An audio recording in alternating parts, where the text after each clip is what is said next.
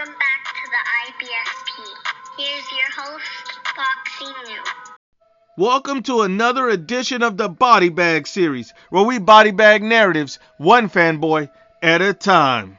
Stop comparing Canelo to Terence Crawford, and look, let's break it down honestly and objectively as possible. And Edward Cruz is another fanboy who does not want to hold Terence Crawford responsible for ducking Undisputed. And that's fine. If you want to be an idiot, moron, and a dummy, go right ahead. But stop making stupid comparisons. This guy comes out and states, there ain't nothing wrong with holding two different negotiations. Canelo was negotiating with the PBC and Matchroom at the same time recently before going with Matchroom offer. Now that makes zero sense, and the comparison is probably one of the dumbest I've ever heard. First off, Terence Crawford pulled out of negotiations for Undisputed.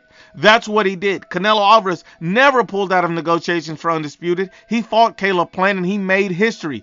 Your comparison is ass, you dummy. Don't make the comparison. Not only that, this guy goes on to state, Canelo Alvarez went with the Bivol Triple G offer. Now the interesting thing is, Canelo Alvarez, unlike Terence Crawford, if you want to even entertain the comparison, Canelo picked the hardest fight available. He picked a prime undefeated world champion in a higher weight class than Dimitri Bivol, who was better than all of the other fights on the table. Who did Terence Crawford pick? David Amnesia.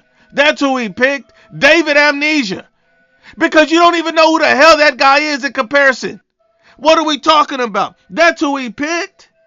And Terence Crawford picked a guy who's already been knocked out and who's been outboxed multiple times. He didn't pick an elite, undefeated prime world champion in another weight class. He didn't challenge himself with any of these young bulls out here. He didn't do any of that. He picked David Amnesia. That's who he picked. Edward Cruz, respectfully, politely, sit your dumb ass down. Because men lie, women lie, but the facts don't lie.